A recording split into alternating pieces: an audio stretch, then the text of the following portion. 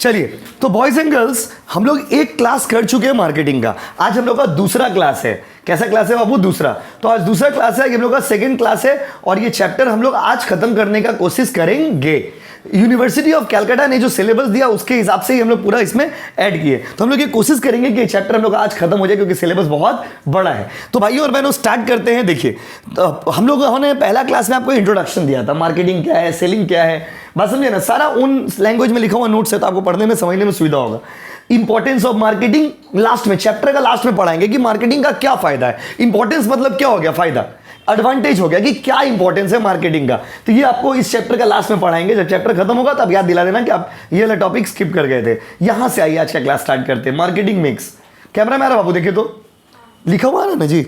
चलिए, तो भाइयों और बहनों मार्केटिंग मिक्स क्या होता है, बोर्ड में देखना ही नहीं, सिर्फ मेरा तरफ देखिए और सुनिए। मार्केटिंग मिक्स क्या होता है? एक मार्केटर जब मार्केट में जाता है ना, एक मार्केटर जब मार्केट में तो he goes in the market with various tools. जब वो मार्केट में जाता है तो बहुत सारे टूल्स के साथ जाता है, बहुत सारे चीजों के साथ जाता है। जिन चीजों के साथ एक मार्केटर मार्केट में जाता है उन चीजों को हम लोग बोलते हैं मार्केटिंग मिक्स। क्या बोलते हैं वो? Marketing mix. अगर बहुत ही ओन लैंग्वेज में आपको हम समझाएं तो मार्केटिंग मिक्स, मिक्स के लिए यहां पर मिक्स का मतलब क्या? यहां पे मिक्स का मतलब decisions. Marketing mix refers to all the important decisions of the market. Market से रिलेटेड जितना भी इंपॉर्टेंट डिसीजन है उसको क्या बोलते हैं बाबू? Marketing mix. क्या बोलते हैं बोलो ना, प्लीज बोलिए।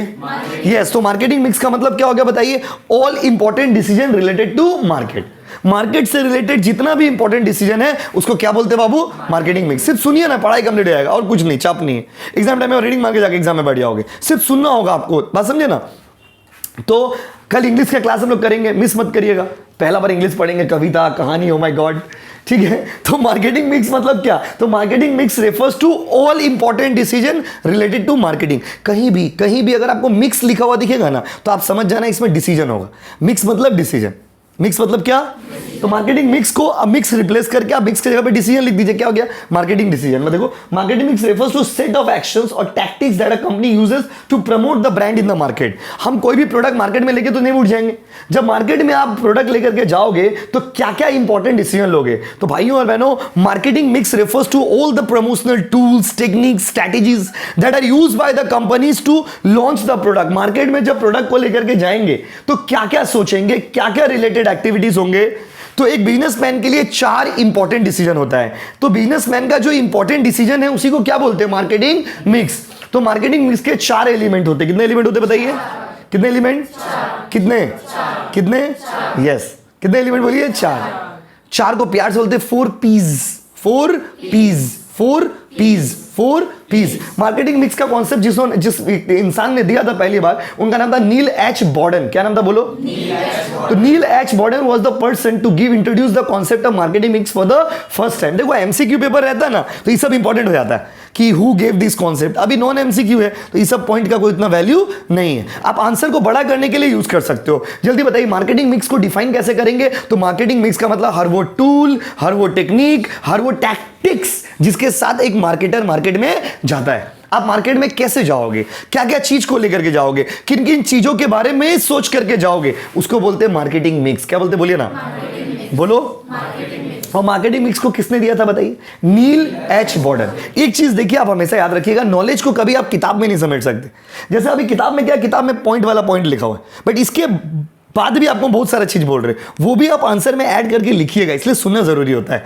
बात समझे? एक तो डेफिनेशन बताए, उसके अपार्ट फ्रॉम दैट ऑल्सो बहुत सारा वर्ड्स बोले जो आप आंसर में ऐड करके आंसर को बड़ा करेंगे। यूनिवर्सिटी में अगर आपको अच्छा मार्क्स लाना है एसयू में तो आंसर को बड़ा करके लिखना पड़ेगा। तो भाइयों और बहनों मार्केटिंग मिक्स के कितने एलिमेंट है बताओ? बोलो ना, प्लीज बोलो, बोलो ना। 4। और ये 4 कॉन्सेप्ट किसने दिए था? Neil H Borden. बोलो ना। Neil H Borden was the person who gave all this concept for the first time. But एक और आदमी थे आप लोग की तरह, हैंडसम आदमी थे, जिनका नाम था ई जेरोम मैकर्थी। क्या नाम था बोलो? E Jerome McCarthy. उन्होंने ऑर्गेनाइज किया इसको। बात को समझिए, दिया किसने? Neil H Borden. Who gave the marketing mix for the first time? Neil H Borden. But E Jerome McCarthy was the person to organize these 4 elements. लेकिन एक और आदमी थे जिनका नाम था ई जेरोम मैकर्थी। क्या नाम था? ई जेरोम मैकर्थी। क्या नाम था? उन्होंने इन 4 एलिमेंट को ऑर्गेनाइज कर दिया। 4 एलिमेंट क्या है? 4 पीस। 4 पी पी पी, 4 बार पी बोलना है, क्या बोलो? पी पी पी पी, बोलो ना, P P P P. P for product, P for price, P four P four P four P four P four P four. तो 4 P का नाम बताइए। Product, price, place, promotion. Product, price, place, promotion. Product, price, place, promotion. क्या फिर से बोलिए? Product, price, place, promotion. बोलो ना, प्रोडक्ट, प्राइस, प्लेस, प्रमोशन। बात समझो ना? ये चारों एलिमेंट के बारे में आप सिंपल लैंग्वेज में अगर समझिए तो ये चारों चीज के बारे में ही आपको पूरा मार्केटिंग में डिटेल में पढ़ना है। जल्दी से बोलो ना, मार्केटिंग मिक्स कौन दिया था? बोलो, नील एच बॉर्डन। और मार्केटिंग मिक्स का मतलब हर वो चीज, हर वो एलिमेंट, हर वो फैक्टर जिसके बारे में हम लोग मार्केट में डिस्कस करते हैं या मार्केटिंग में लेकर के जाते हैं। और 4 एलिमेंट क्या क्या बताइए? P P P P, P four P four P four P four, फिर से बोलिए, P four P four P four P four. तो what are the marketing mix का एलिमेंट? 4। मार्केटिंग मिक्स का कितना एलिमेंट बोलिए? 4। बोलो ना, P four P four P four P four. देखिए, प्रोडक्ट, प्राइस, प्लेस, प्रमोशन। अभी चारों को आपको पहले एक वर्ड में बताते हैं, फिर आगे लेके चलेंगे। माय डियर स्टूडेंट, सबसे पहले प्रोडक्ट। प्रोडक्ट क्या होता है भाइयों? मैंने प्रोडक्ट कैन बी टेंजिबल और इनटेंजिबल। प्रोडक्ट टेंजिबल भी हो सकता है और इनटेंजिबल भी हो सकता है। जैसे ये मोबाइल फोन, मोबाइल एक टेंजिबल चीज, आपको दिख रहा है कि ये क्या है? बताइए, ये क्या है? मोबाइल है ना जी, तो ये क्या है? टेंजिबल। ये क्या है? आप देख के बता दे रहे, मतलब ये क्या है? टेंजिबल। बात समझे? लेकिन हम जो आपको ट्यूशन पढ़ा रहे ये है इनटेंजिबल। ये भी प्रोडक्ट है, लेकिन ये क्या बताइए? इनटेंजिबल। तो मार्केटिंग में प्रोडक्ट कैन बी टेंजिबल और इनटेंजिबल। और मार्केटिंग में डिफाइन किया गया है कि product means anything which satisfies human needs. कोई भी ऐसा चीज जो इंसान के जरूरतों को पूरा करता है, वो क्या बाबू? प्रोडक्ट। उसमें क्या लिखा हुआ हमको नहीं पता, हम सिर्फ आपको समझा रहे हैं। अब ध्यान से देखिए, उसके एक बार रीडिंग मार लीजिएगा बुक से। जल्दी बताइए, प्रोडक्ट मतलब कोई भी ऐसा चीज जो इंसान के जरूरतों को पूरा करता है। दैट कैन बी गुड्स और दैट कैन बी सर्विस। इसीलिए हमने क्या बोला कि अगर टेंजिबल हुआ तो गुड्स और इनटेंजिबल हुआ तो सर्विस। ब्यूटी पार्लर क्या है? सर्विस है। बैंक क्या है? सर्विस है। ट्रांसपोर्ट क्या है? सर्विस है। हम जो ट्यूशन पढ़ा रहे हैं वो क्या है? सर्विस है। Service is something which can neither be seen nor be touch. तो प्रोडक्ट के बारे में देखो, product refers to the item being actually sold in the market. The product must deliver minimum level of performance, otherwise even the best work on other elements of marketing won't do any good for the organisation. Product एकदम अच्छा होना चाहिए, आपका तगड़ा product market में launch करिए। ऐसा product launch करिए कि आदमी देख के बोले वाह, क्या बोले? वाह। क्या बोले आदमी? वाह। तो प्रोडक्ट आपका क्या होना चाहिए? जबरदस्त। क्या होना चाहिए? बोलो, जबरदस्त। तो मार्केटिंग में एकदम खतरनाक प्रोडक्ट, जबरदस्त प्रोडक्ट आपको लॉन्च करना है। और प्रोडक्ट का डेफिनेशन क्या होगा? It means anything which satisfies human needs. It can be goods और इट कैन बी सर्विस। अब आते दूसरा क्या बाबू? प्राइस। कोई भी सामान आप बनाएंगे, बनाने के बाद डायरेक्ट मार्केट में बेच देंगे तो नहीं होगा। Everything has a price. आपको हमने हमेशा क्या बोला? दुनिया में there is nothing free in this world. If something is free you are the cost. दुनिया में कोई भी चीज़ फ्री में नहीं होता है। और अगर फ्री में कुछ मिलता है तो आप समझिए इंसान का उस आपके पीछे कोई पर्पज़ है। आपका बाबू आपको गिफ्ट दे रहा है, क्यों दे रहा है? उसके पीछे भी उसका कुछ पर्पज़ होगा, कुछ सोच के रखा होगा, कुछ दिमाग में बेटा चल रहा होगा उसका। दुनिया में कोई भी चीज़ फ्री में नहीं होता, यह आप हमेशा याद रखना। जब जब आपको कोई फ्री में खिलाने लगे और आपको फ्री का चीज़ में मज़ा आने लगे तो आप समझ जाइए कि कुछ बड़ा होने वाला है मेरे साथ, कुछ बड़ा खतरनाक एक्टिविटीज़ होने वाला है। आप ये समझ लीजिए, थोड़ा स्मार्ट बनिए। अब कॉलेज में आ गए तो सीखना होगा ना। फ्री में कोई भी दोस्त हो, भाई हो, बहन हो, कोई भी हो, फ्री में अगर कोई बहुत ज़्यादा खिलाता है तो ठीक नहीं। बात समझ रहे ना? कहीं ना कहीं आपको उसका बदला चुकाना पड़ेगा। वो लाइन सुने ना, ठुकरा के मेरा प्यार मेरा इंतकाम देखोगी, तो ये सीन होगा। इसीलिए देखते हैं ना, कभी कभी ब्रेकअप होता है तो क्या बोलता है? निभा निभी लोग में ब्रेकअप होता है तो लड़का बोल देता है कि हम तो तुमको इतना गिफ्ट दिए तो मेरा गिफ्ट वापस करो। सोचिए जब आपको कोई ऐसा बोलेगा कि हम जो गिफ्ट दिए तो वापस करो, आपका दिल पे क्या गुजरता होगा? बस आपका दिल पे क्या गुजरता होगा? सोचिए, खून का आंसू निकलने लगता होगा, बेटा गिफ्ट मांग लिया वापस। कितना जमी सेल्फ रिस्पेक्ट को ठेस पहुंच गया। तो ये यहाँ पर बोला गया है कि कोई भी चीज फ्री में नहीं बिकता है। तो अभी जब हम प्रोडक्ट लॉन्च करेंगे तो I have to set the price of that product also.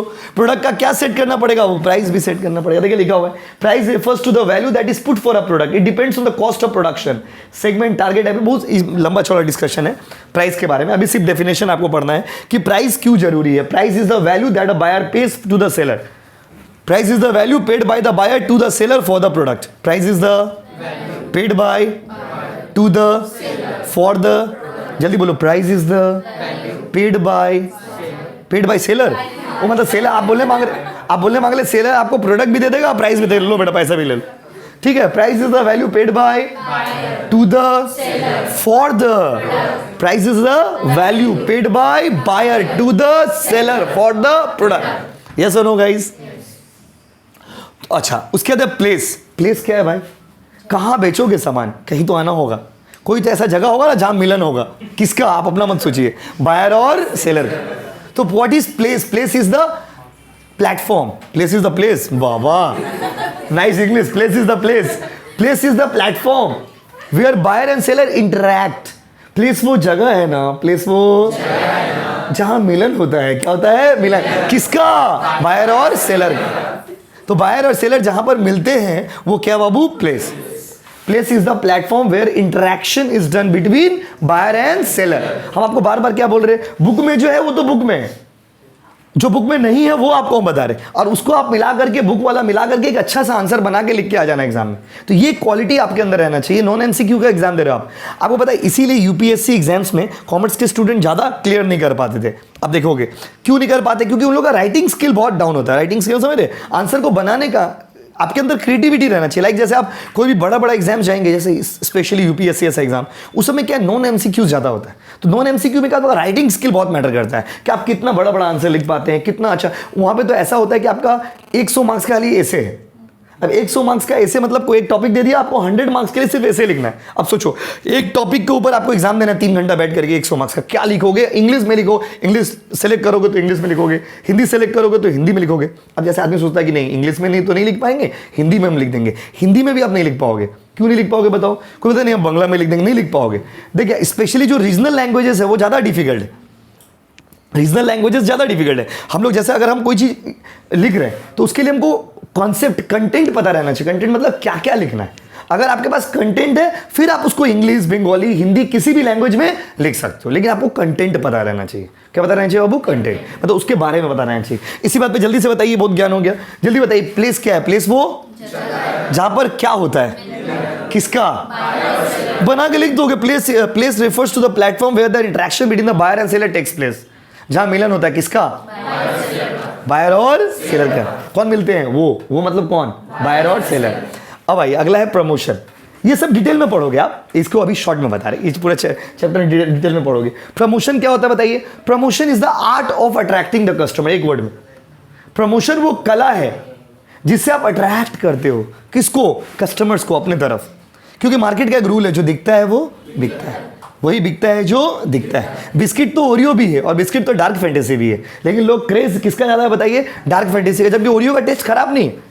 आप डार्क फैंटेसी को अच्छा बोल सकते हो बट ओरियो को आप खराब नहीं बोल सकते। कंपैरिजन ऐसे होता है। डार्क फैंटेसी अच्छा है, बात समझे, और ओरियो भी अच्छा है, लेकिन आप जब चुनने का बात आता है तो लोग प्रीफर किसको करते हैं? डार्क फैंटेसी को। क्यों? Just because of the packaging. क्या अट्रैक्टिव पैकेजिंग है, ओ माय गॉड, लवली।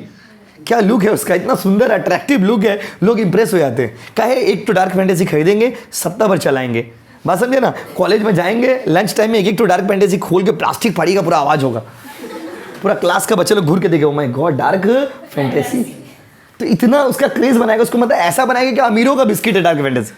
30 रुपया में 6 मिलता है, 5 मिलता है, ऐसे ही जो भी मिलता है, 5 6 जो भी मिलता है। अब सोचिए 30 रुपये में 5 6 मिलता है, वहीं पे अगर हम 10 रुपया में पार्ले जी ले ले, या फिर क्या नाम है उसका, वो जो बिस्किट आता है नमकीन वाला, जो बिस्किट नहीं था गोल गोल स्नैक्स, इतना छोटा छोटा रहता है, 20-25 मिल जाएगा, पूरा परिवार मिलके खा लेंगे। बट हर आदमी तो ऐसा नहीं सोचता रहता, ये हम सोच रहे, बट एवरीबडी ऐसा तो नहीं सोचते। तो प्रमोशन क्या है? प्रमोशन मतलब हर वो एक्टिविटी जिससे कस्टमर को प्रोडक्ट के बारे में बताते हैं। हम आपसे एक सवाल पूछते, बताइए ठंडा ठंडा कूल कूल कौन सा तेल लगाएंगे? नवरत्न तेल। टीवी नहीं देखते हो क्या? ठंडा ठंडा कूल कूल कौन सा तेल बताइए? नवरत्न तेल। ये बात हम तो आपको कभी पढ़ा ही नहीं, still you know about this. Why? Because of promotion. Because of promotion. Promotion makes people aware about the product. Market में हजारों क्या लाखों प्रोडक्ट है, लेकिन आपको सिर्फ यही पता है कि अगर त्वचा सॉफ्ट चाहिए तो डव लगाइए, यही पता है आपको। आपको तो सिर्फ यही पता है कि सॉफ्ट त्वचा के लिए क्या लगाएंगे? डव। लेकिन मार्केट में हजारों प्रोडक्ट है, you don't know about that, आप उसके बारे में जानते भी नहीं हो। लेकिन आपको किक से पता है कि भाई डव लगाएंगे तो मेरा सॉफ्ट त्वचा जो है बहुत सॉफ्ट हो जाएगा, सॉफ्ट स्किन के लिए वो डव लगाना। ये सीन क्या है? जो दिखता है वही बिकता है। तो प्रमोशन क्यों जरूरी है बताइए? To make customer aware about the product. Customer को प्रोडक्ट के बारे में बताने के लिए ये जरूरी है। ये मतलब कौन बताइए? प्रमोशन। तो जल्दी बताइए, ये चारों टॉपिक डिटेल में भी आप पढ़ोगे, अभी मैंने बहुत ही शॉर्ट में आपको बता दिया। जल्दी बताइए, फॉर मार्केटिंग, आपको एग्जाम में पूछेगा explain marketing mix and it's element, long question में पूरा चिपका दीजिएगा। पहले मार्केटिंग मिक्स का डेफिनेशन दीजिएगा, फिर चारों का नाम लिखिएगा, फिर चारों के बारे में जितना आइडिया रहेगा भर दीजिए। ठीक है, तो इसी बात पे जल्दी से बताइए, मार्केटिंग मिक्स का एलिमेंट कितने? बोलो ना। Product, price, place, promotion. बोलिए ना, प्रोडक्ट, प्राइस, प्लेस, प्रमोशन। बोलो ना, प्रोडक्ट, प्राइस, प्लेस, प्रमोशन। अच्छा, ये 4 मार्केटिंग मिक्स के क्या बाबू? Element. Product, price, place, promotion. अच्छा, वो कौन सा चीज़ है जो हमको मार्केट में बेचना है? प्रोडक्ट। जहां बेचना है? जिस दाम में बेचना है, और जिस टेक्निक से बेचना है, अट्रैक्ट करके, प्रमोशन। यस और नो गाइस? एक देख के ना, एक तो और आदमी थे जिसका नाम था लॉटर बॉन्ड। क्या नाम था? क्या नाम था? लॉटर बॉम्ब नहीं, Lauterborn. Lauterborn, Lauterborn. उनको जलन हो गया, बोले नहीं हम भी बनाएंगे चार्टो। क्या बोले? हम भी बनाएंगे चार्टो। बोले क्या? तो बोला हम 4C बनाएंगे। 4 क्या बनाएंगे? C। 4C। 4C मतलब C।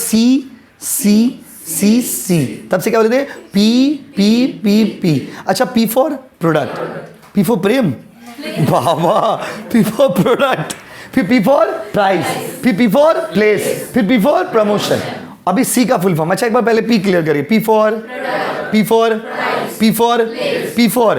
अगर आप मार्केटिंग के स्टूडेंट हो, अगर मार्केटिंग आप पढ़ रहे हो, और अगर आपको ये 4P नहीं पता है, तो आपका जिंदगी जो है व्यर्थ है, आपको मोक्ष का प्राप्ति नहीं होगा। बात समझिए, इसलिए 4P। जल्दी बताइए 4P में क्या क्या है? Product, price, place, promotion. बोलिए ना, प्रोडक्ट, प्राइस, प्लेस, प्रमोशन। बोलो ना। अब आइए 4C। 4 क्या बाबू? C। 4C का फुल फॉर्म क्या है भाई? Consumer, cost, convenience, communication. देखिए, कंज्यूमर मतलब लॉटर बॉन्ड ने बोला था कि एक बिजनेसमैन को सबसे ज़्यादा फोकस करना चाहिए कस्टमर का ऊपर। कस्टमर मतलब कौन? जिसके लिए आप प्रोडक्ट बना रहे हो, जिसके लिए जिंदगी जीते हो आप, वही तो कस्टमर है आपका। एक बिजनेसमैन जीता किसके लिए? कस्टमर के लिए। बात समझे ना? तो कस्टमर आपका मेन प्रायोरिटी है, कस्टमर आपका मेन फोकस है।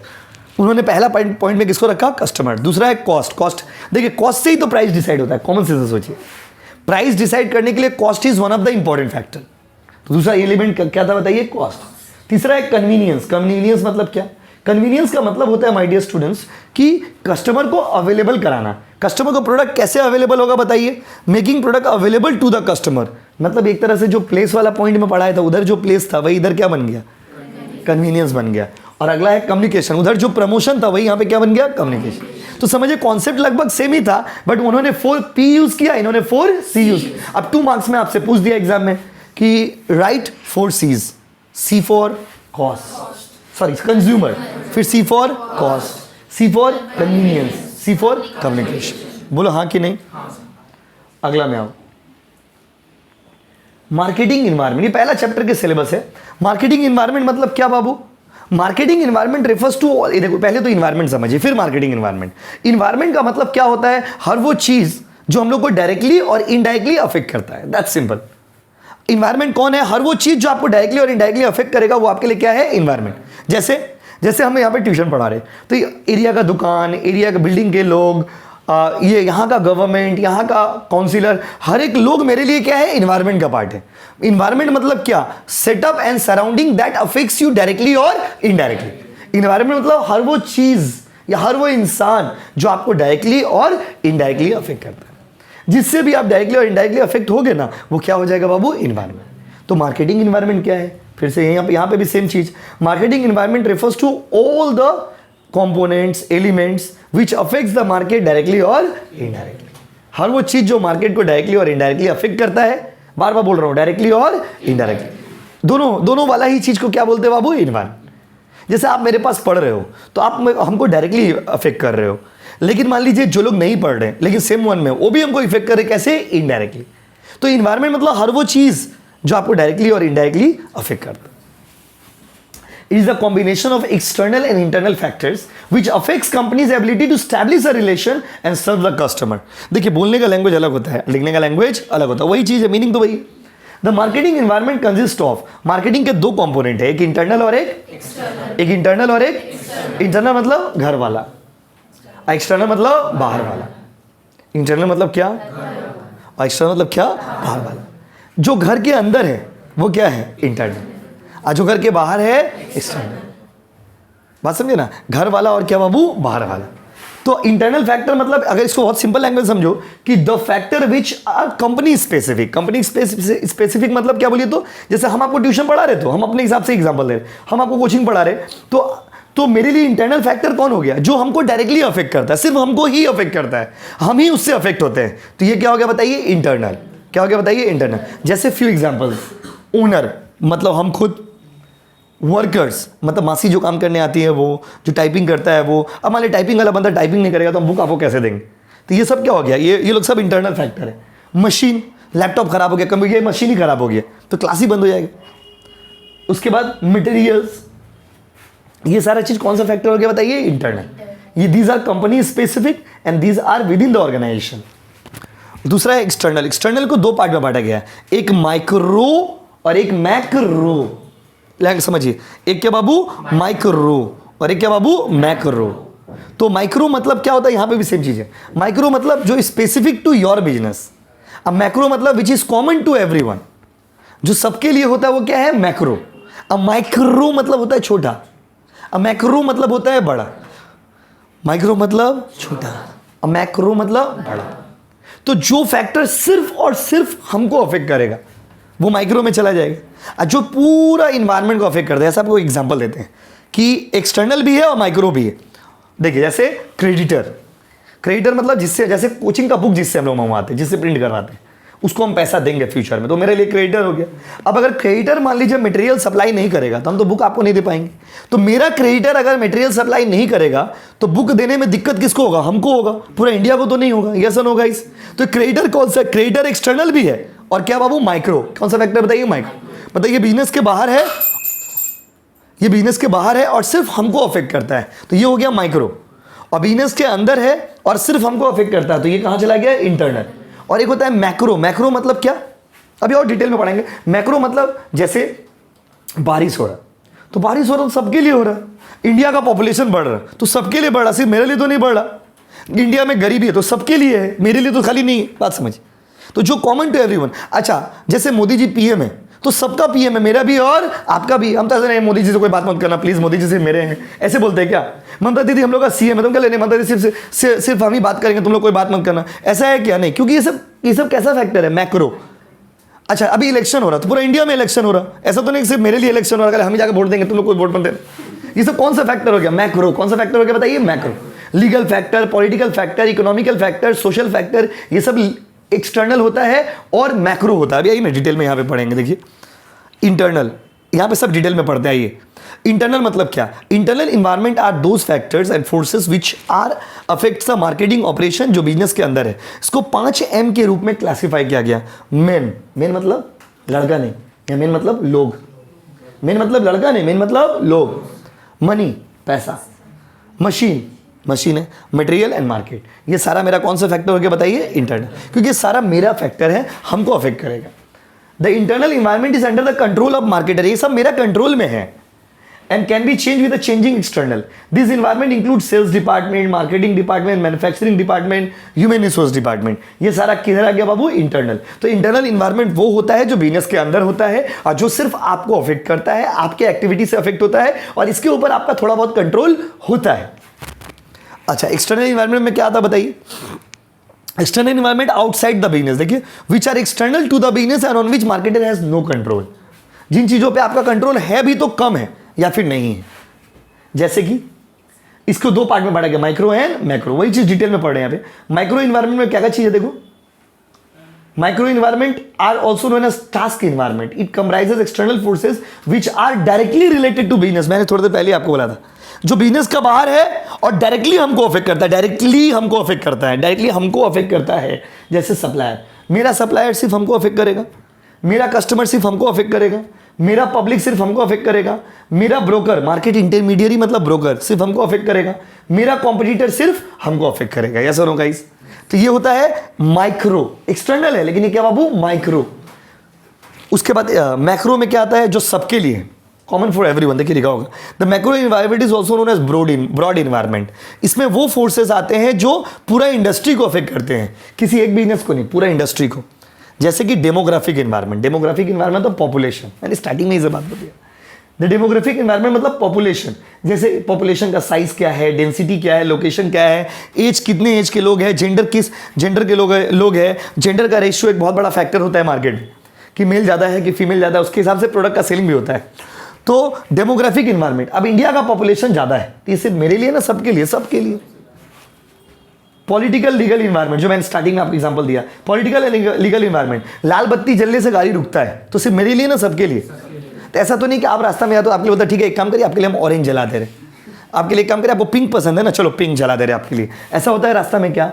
लीगल इन्वायरमेंट सबके लिए सेम है, लॉज रूल्स रेगुलेशन सबके लिए सेम है। फिजिकल इन्वायरमेंट, फिजिकल इन्वायरमेंट मतलब जैसे अभी बारिश हो रहा तो आपके लिए भी हो रहा और मेरे लिए भी हो रहा।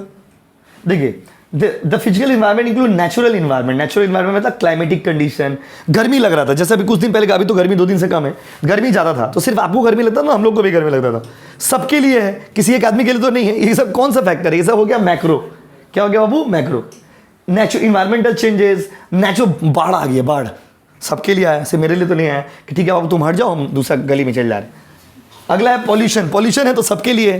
तो ये सब देखो हम आपको मीनिंग समझा रहे हैं, ये सब कौन सा इन्वायरमेंट हो गया बताइए? मैक्रो। घर में एक बार खाली रीडिंग मार लीजिए, चैप्टर आज खत्म हो जाएगा। अगला है इकोनॉमिक इन्वायरमेंट। इकोनॉमिक इन्वायरमेंट मतलब रिलेटेड टू इकोनॉमिक्स, जैसे आपको पढ़ाएंगे, आप लोग का मैक्रो इकोनॉमिक्स ही सिलेबस में आप लोग है, उसमें आपको पढ़ाया जाएगा GNP, GDP, interest, inflation, purchasing power, ये सब आप इकोनॉमिक्स स्टार्ट करेंगे ना मंडे या ट्यूसडे का, जब भी उसका रूटीन दिया हो तब से स्टार्ट करेंगे, समझे। अगला बाबू सोशियो कल्चरल वैल्यू, लोगों का सोच, समाज सोसाइटी, समाज सबके लिए सेम होता है। देखो क्या लिखा हुआ है, the social culture aspect of macro environment is made a lifestyle, values, culture, prejudice, beliefs of the people, लोग क्या बिलीव करते हैं, ये सब मार्केट के फैक्टर्स, ये सब आपके मार्केट को अफेक्ट करता है। लोगों का जैसे कहीं पे सारे लोग वेजिटेरियन है, जैसे आपको एग्जांपल देते, बड़ा इंटरेस्टिंग एग्जांपल है, गुजरात और बिहार। गुजरात में शराब बंद है, बिहार में भी शराब बंद है, लेकिन गुजरात में शराब सच में बंद है, बिहार में शराब सिर्फ नाम का बंद है। दोनों में फर्क क्या हो गया बताइए? लोगों का आदत, नशा, ये सब मैटर करता है। जनरली क्या होता है कि राजस्थान गुजरात के जो लोग होते हैं, ये लोग क्या होता है, ये लोग नॉनवेज ज़्यादा यूज़ नहीं करते हैं, या फिर कोई जो ख़राब चीज़ है या जो इन तरह की चीज़ें हैं उनका इस्तेमाल लोग ज़्यादा नहीं करते हैं। तो वहाँ पर तो ये रूल चल गया, लेकिन बिहार में नहीं चल पाया, बिहार में पॉलिसी सक्सेसफुल नहीं हो पाया। तो आपका मार्केट कहीं ना कहीं सोसाइटी का सोच, बिलीफ, कल्चर, इन सारे चीज़ों पर डिपेंड करता है। बात समझे? देखिए अगला है टेक्नोलॉजिकल इन्वायरमेंट। टेक्नोलॉजी भी एक कंपोनेंट है। टेक्नोलॉजी मतलब समझते ही हो आप, technological changes, innovations, new technologies, जैसे टाइम टू टाइम आपको चेंज करना पड़ेगा। अगर आप चेंज नहीं करोगे तो मार्केट में नहीं चलेगा। जैसे आपको पहले भी बहुत कभी बताए होंगे नोकिया फ़ोन, नोकिया आज मार्केट में नहीं है हम लोग के बीच में। आप लोगों में शायद ही कोई बच्चा नोकिया का फ़ोन लेके बैठे होंगे क्लास में, किसी का है क्या? 1-2 आदमी का। आप सोचिए अगर है भी तो सोचिए 50-60 आदमी का बैच में एक आदमी का पास नोकिया का फ़ोन है तो क्या फ़र्क पड़ता है? मतलब वो भी ना के बराबर है, समझ लीजिए। क्यों बताइए? और जबकि एक जमाने में नोकिया मार्केट का क्रेज होता था। आपको पहले भी बोले ना, हम लोग का जमाना में क्या होता था, जब मार्केट में कोई लड़का अगर नोकिया लेके चलता था, पूरा एरिया का लड़की लोग आके भीड़ लगा देती थी, बाबा तुम नोकिया चलाते हो, तुम नोकिया चलाते हो। और आज के डेट में अगर आप नोकिया फ़ोन लेके जाओगे ना, तो जो आपका प्रपोजल एक्सेप्ट भी किया वो भी रिजेक्ट कर देगा। बोले छी तू नोकिया यूज कर, इस भाग पगला से बोल के भगा देगी आपको कि भागो पगला इधर से, नोकिया चलाते हो। तो ये टेक्नोलॉजी है, टेक्नोलॉजिकल चेंजेस, ये सारे कौन से इन्वायरमेंट है? मैक्रो। क्या आगे बताइए? Macro. These are the macro, और वो क्या था बाबू? माइक्रो। अब देखिए इसमें अगला पॉइंट क्या है, देखिए। अच्छा अब आ जाइए, मार्केटिंग इन्वायरमेंट का क्या इंपॉर्टेंस है, मतलब क्यों, मतलब ये क्यों जरूरी है कि हमको अपना इन्वायरमेंट का नॉलेज होना चाहिए। If I am a businessman, why it is important for me to know about the environment. हम आपसे पूछते बताइए इन्वायरमेंट नॉर्मली कितना तरह का होता है? 2, इंटरनल और आपको मार्केटिंग इन्वायरमेंट पूछेगा पूरा चिपका दीजिएगा, इंटरनल और इंटरनल मतलब तो जो विद इन द ऑर्गेनाइजेशन है, एक्सटर्नल मतलब जो आउटसाइड द ऑर्गेनाइजेशन है।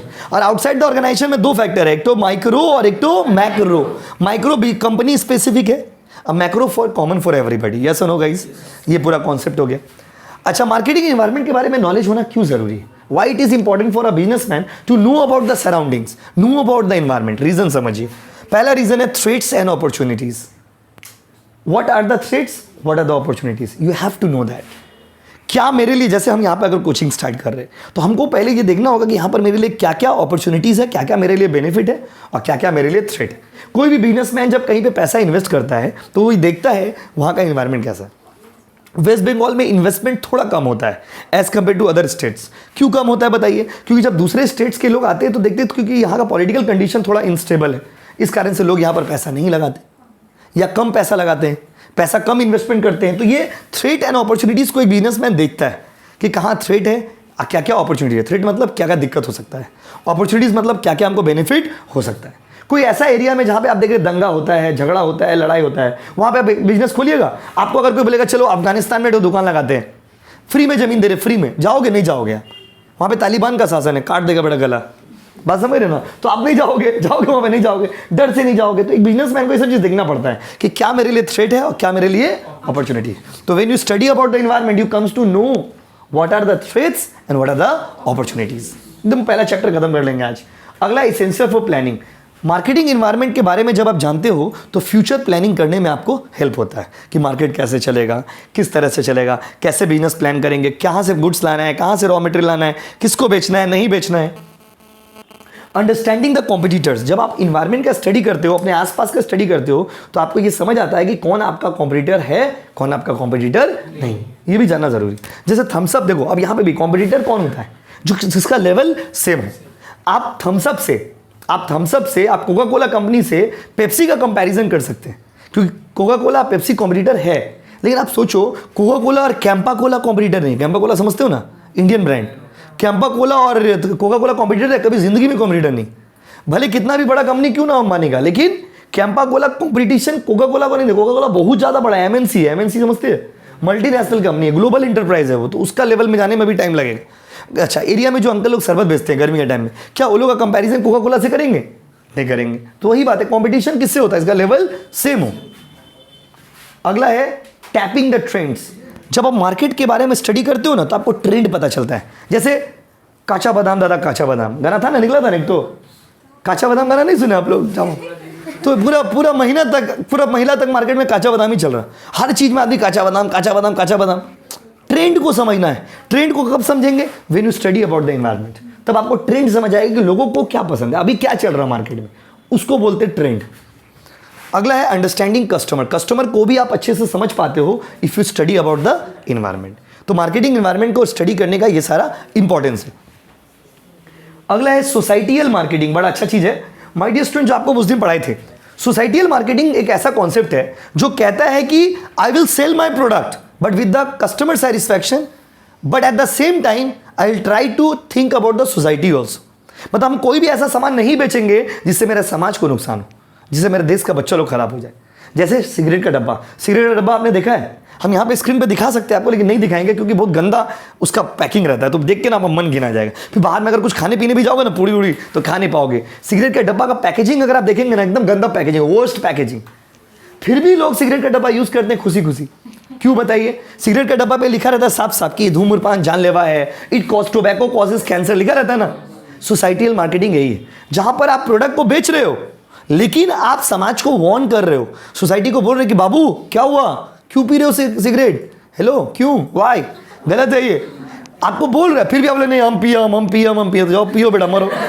आप लोग नहीं हम पिएंगे तो मर जाओ तुम पी के, कोई दिक्कत नहीं है, लेकिन कंपनी आपको वार्न कर रहा है। सोसाइटियल मार्केटिंग ऐसे ही होता है।